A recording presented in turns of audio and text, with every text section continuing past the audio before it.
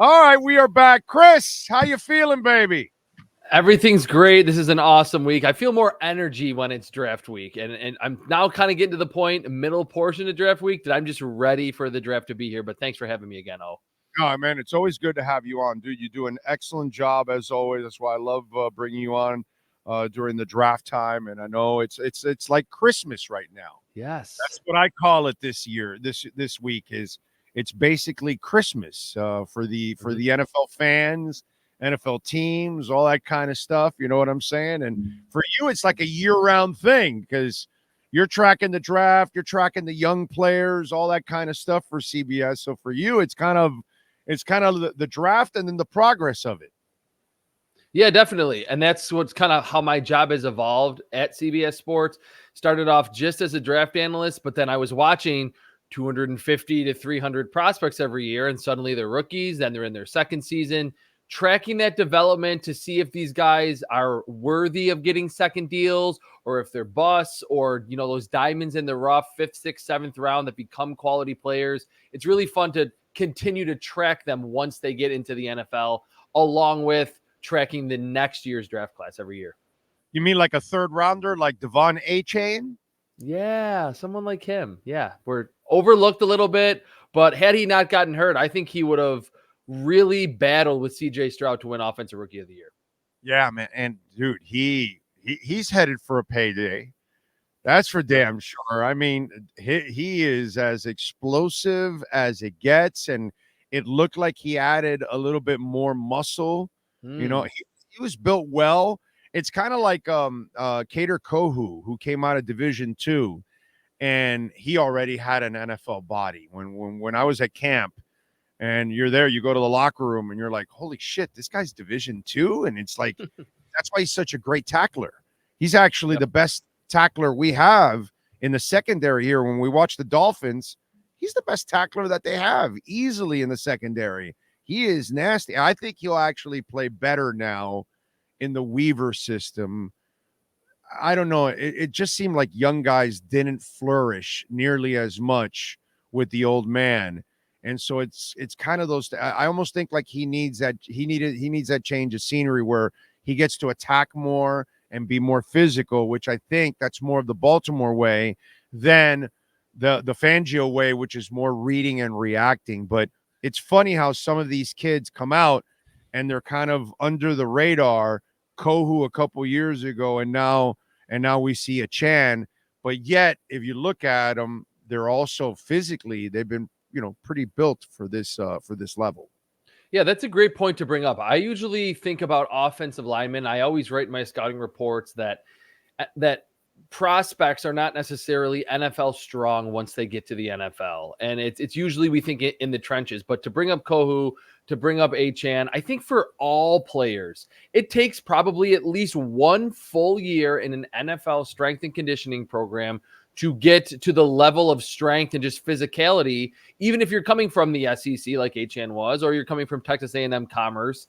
It takes a year to get as strong as you need to be to max out your body physically to meet the demands of not just making a tackle on week 1 or week 2, but the rigors of a now 18-week schedule and now into the playoffs. So I think that's a good point that we can talk about. Offensive and defensive linemen need to add weight, gain weight, get stronger, but it really goes for all the positions.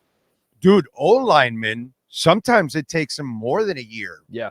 Kind of really get to where they need to go. Some O-linemen sometimes take a couple of years because they really come in light on the shorts and they've got to really build up. And then the strength that they have to build up in order to hold these grown ass D linemen that need to pay for 4 houses and 3 girlfriends. Those are hungry dogs that you got on the other side of the line. So it's even linemen. So look, Austin Jackson's one that it took him a couple years to kind of. He had bad coaching early on. Nobody helped him early on.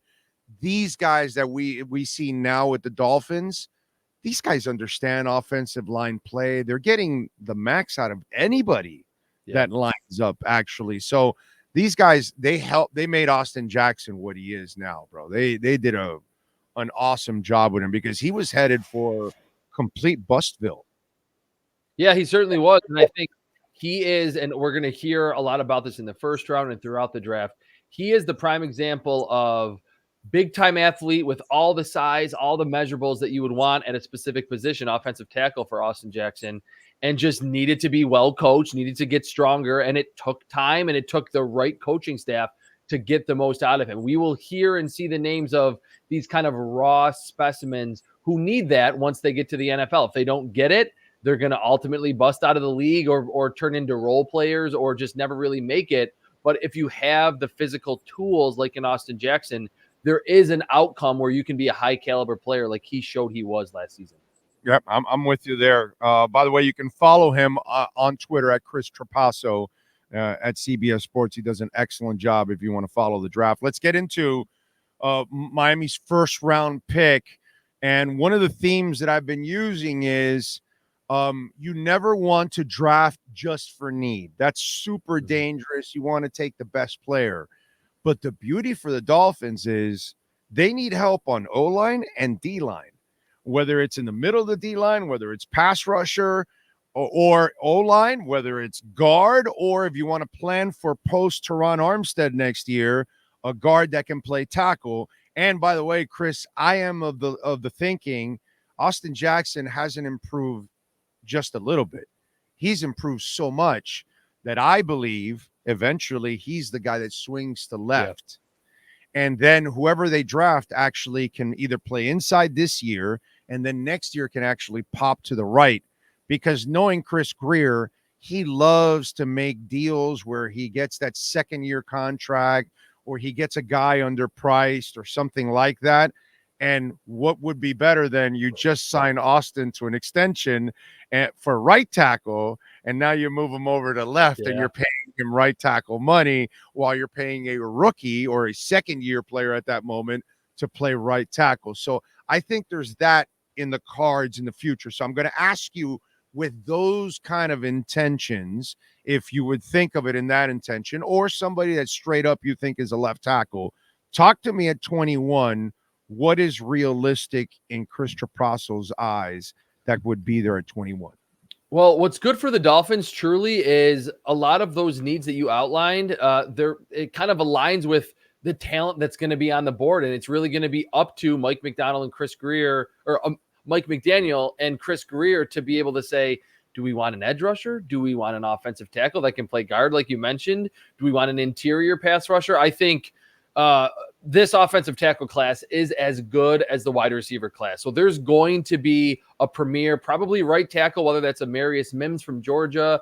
Do they love Graham Barton from Duke, who can play guard or tackle? J.C. Latham from Alabama could be available as well. One of the big four edge rushers is at Florida State's Jared Verse, is at UCLA's Laiatu Latu. I mean, really, when you think about it, those positions, they meet need and value together. And that's like what you were saying. You don't want to only draft for need. But in this class, I think the Dolphins are really set up right kind of in the middle of the first round, where the premier players, at least a few of them at those two spots, will be available. And don't be surprised if they even lean toward interior defensive line after losing Christian Wilkins, with either Byron Murphy from Texas or Johnny Newton from Illinois, two up the field pass rushers that I think can be 50 to 60 pressure, 8 to 10 sack interior defensive linemen. So they're almost in a position where they can sit back, let the draft come to them, and then really have their, I don't want to say pick of the litter, but there will be multiple quality players that will be correct value at 21 at offensive tackle, edge rusher, and most likely on the interior of the defensive line. All right. So, Chris, what do you think is realistic? Like, you've mocked it. What two players you think they could realistically end up with? I think J.C. Latham from Alabama, either he or Amarius Mims, one of those two I think will be on the board. It's hard to peg, and from asking around the league, some teams love the upside with Amarius Mims, but he only played in 8 games last year. There's some injury concerns. J.C. Latham was just a steady player, used to play right guard at Alabama, kicked over to right tackle, which maybe that is in the cards for the future of this Dolphins offensive line, like you're mentioning. Players. Miami love Chris Grier loves Bama players. Yeah, I think J.C. Latham makes a ton of sense. The one name that I think maybe if they trade back and they just see, wow, there's just a glut of talent available, let's move back a little bit. Jackson Powers Johnson from Oregon is really interesting to me because he's a center, but he's like 6'3", 335. He could play guard early in his career, can take the place of Robert Hunt, and then eventually kick over to center if he needs to. So those two names, those two or three, I think up front, I think with an offensive-minded head coach that has his roots in the ground game and all of the intricacies that he does with the zone blocking scheme, mixing it up really well from his time with Kyle Shanahan that we saw was kind of an underrated part of how good the Dolphins offense was last year. It's just how great the run game and how efficient the run game was. I think he's going to lean more toward let's get a quality, talented player up front on the offensive side. And then, like you said, maybe the 2-year plan is Austin Jackson is the left tackle in 2025, and your first rounder from 2024 is playing right tackle. You know, dude, you hit on something that last night I was talking to a scout, and he goes to me, Powers will fall past 21. So that's kind of the thought, yeah. That's what you're thinking, and he was thinking the same thing. And he goes, if Miami wants to, they can actually drop down if they want Powers. If they want one of the interior linemen, other guys, whether it's a guard or tackle or a pass rusher, they're going to have to stay right there and get the guy. But if they want Powers, they can drop down. And then when I finished and I hung up with him, I thought about this and I said, son of a bitch, if they do that because they want to get an extra pick in the 3rd round or some shit like that, then they move down to 25 or 27 and they still draft Powers. And because they signed the Brewer kid from the Titans, what they do is Brewer is so athletic that he can move to the second level quickly. And in this zone scheme, you kind of need guys that can move quickly. Yeah. And because this guy, Powers, can play center, he can back up Brewer just in case something happens. It gives Tua the depth that he has as a quarterback to have a reliable center as a backup also, because that's Powers' natural position. Meanwhile, he's playing guard. He can see the calls being made, learn everything, and he's athletic. So it kind of adds to everything that they're trying to do at that spot. So they stay athletic at guard. They're grooming their future center. They have a current center now that can actually play the scheme that they want, because in this scheme, you've got to be really athletic at center, actually. They want people that can move around and get to the second level. They don't like road graders in this system. You got to be a little lighter and more athletic in this system. So this guy's kind of a bigger guy, but he's still an agile guy. So it kind of makes sense that if you see Miami move down a couple spots, you triggered it, dude. It might be a Powers thing. And what I think too is the last 2 drafts, the Dolphins have only made 8 total picks. They've seen some of those picks get poached off their practice squad. So when you're kind of all in, you have Tua's deal coming up, you lose Christian Wilkins, but you have Tyreek Hill getting up there in age, but still an elite receiver.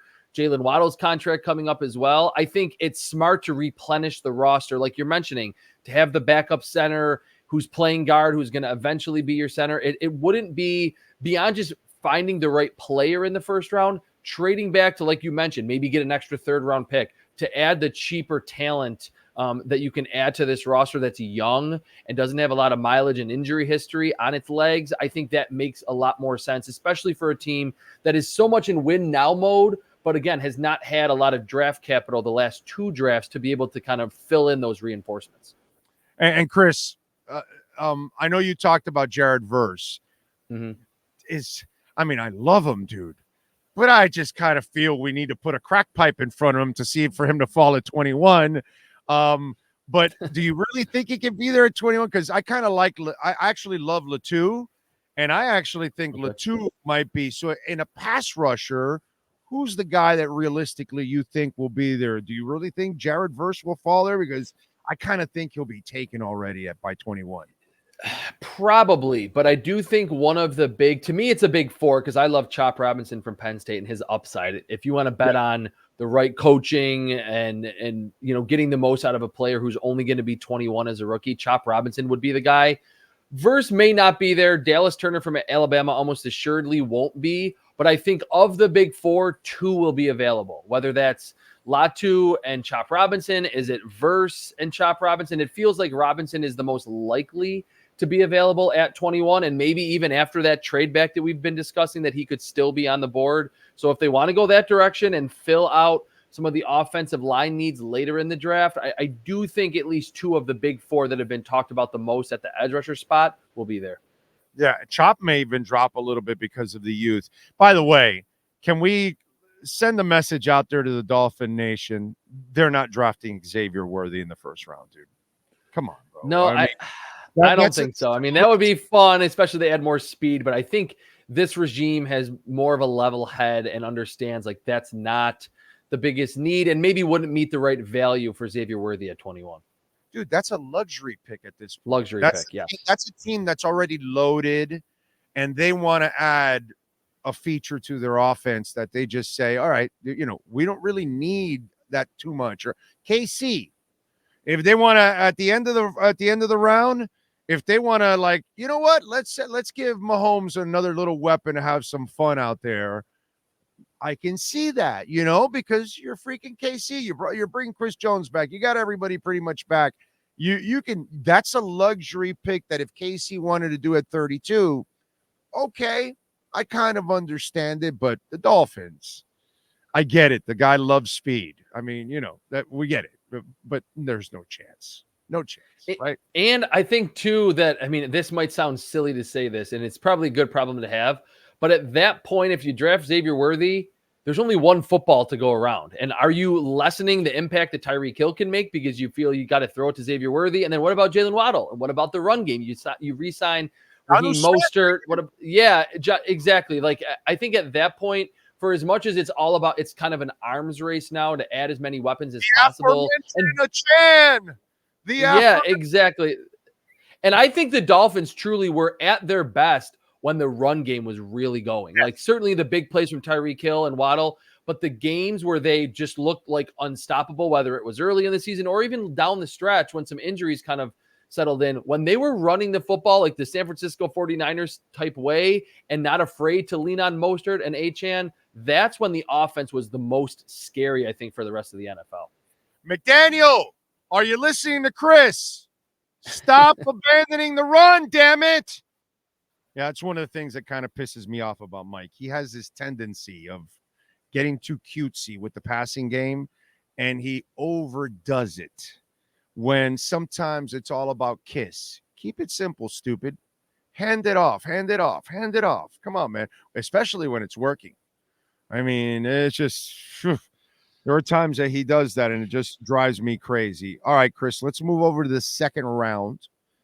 And one of the interesting things, you tell me because you're an expert at this, we talk about the early part where you can get some linemen, right? But it's kind of interesting that you're missing Christian Wilkins.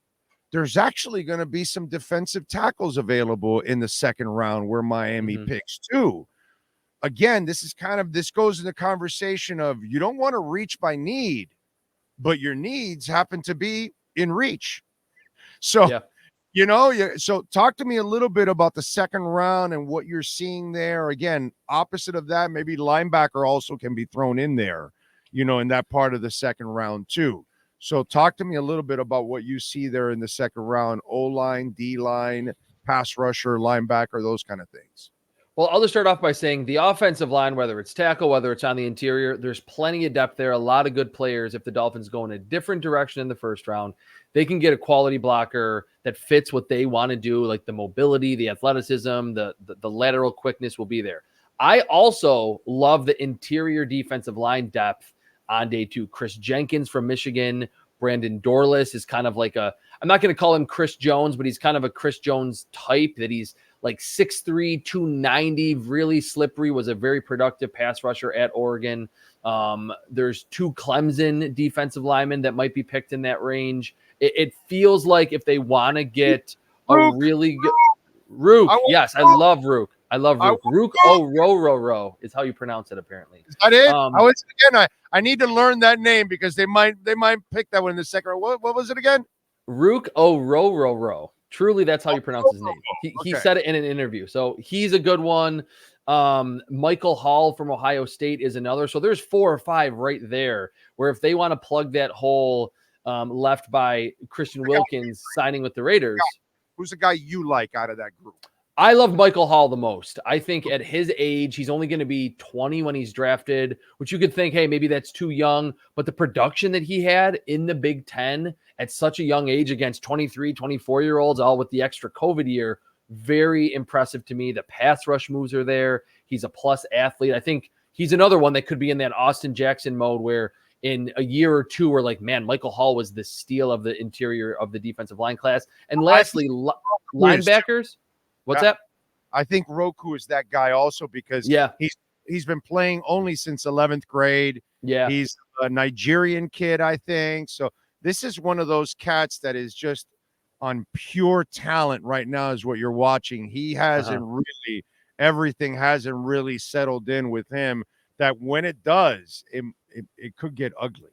Yeah, Rook is he's a big time specimen. He's bigger, longer, and stronger than Michael Hall. So a different type, which I know that's kind of what Christian Wilkins was. He was this guy that could control blockers. He was great against the run, a pretty good pass rusher. With Rook from Clemson, that's kind of what I see. He was an older prospect, just like Christian Wilkins was, who played a lot of football at Clemson. The one thing that I wanted to mention is linebacker. It feels like right around where the Dolphins pick at 55 in round 2, that's where the off-ball linebackers are going to start coming off the board. Maybe we see Edgerrin Cooper from Texas A&M picked a little earlier, but Peyton Wilson from NC State, Cedric Gray from North Carolina, 2 like 3-down modern-day linebackers who can cover, they can blitz, they're pretty good against the run. So if they wanted to fill a couple holes at the second level at linebacker, I think they could do it there again. So it's kind of the needs and where this draft is deep and where it's not. The one thing I will say, the edge rusher class, I don't love it on day 2, but beyond that, it all kind of aligns with what the Dolphins need on their roster. Braswell, is he? I like him. You like him?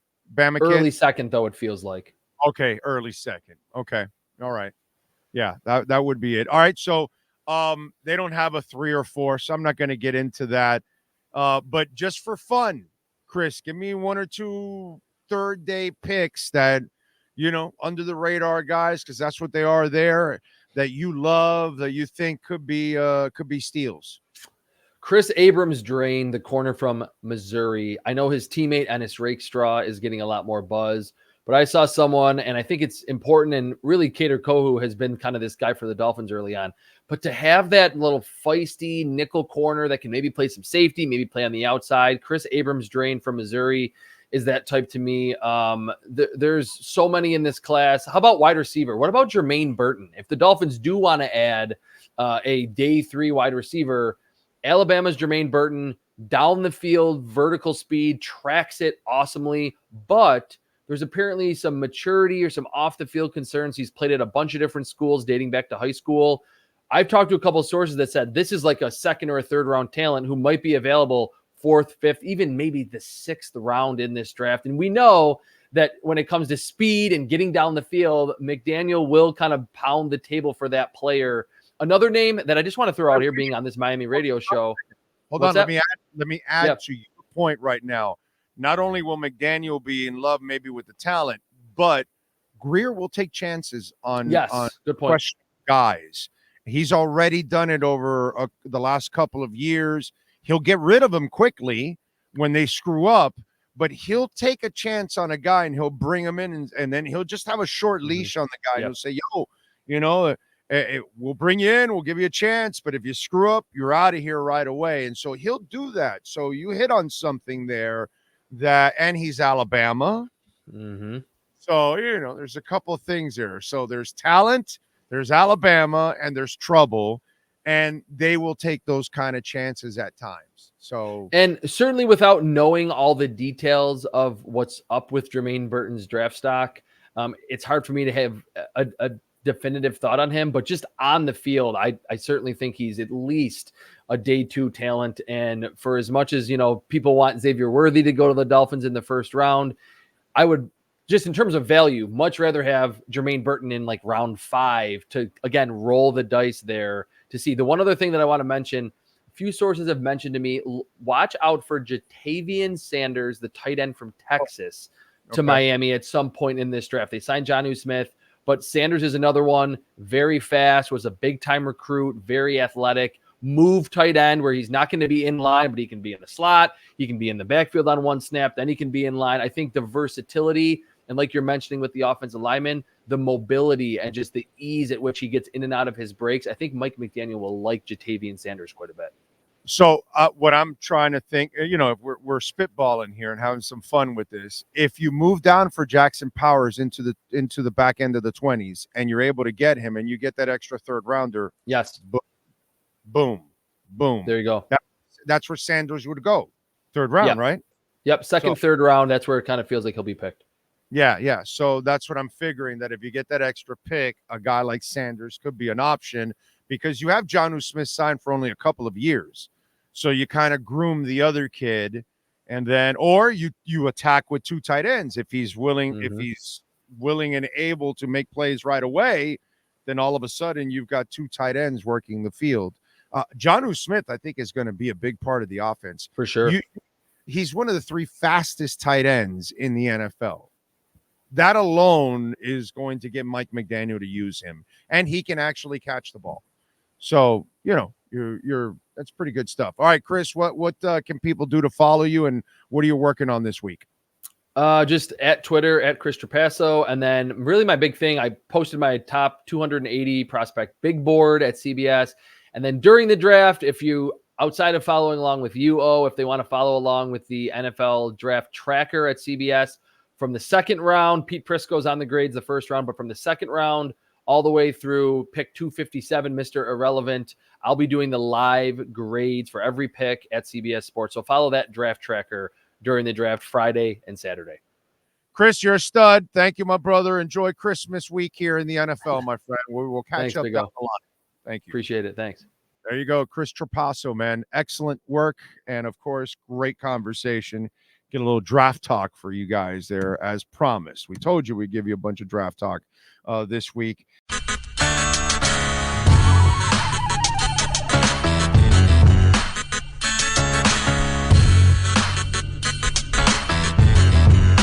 This is the Big O Show. This is the Big O Show.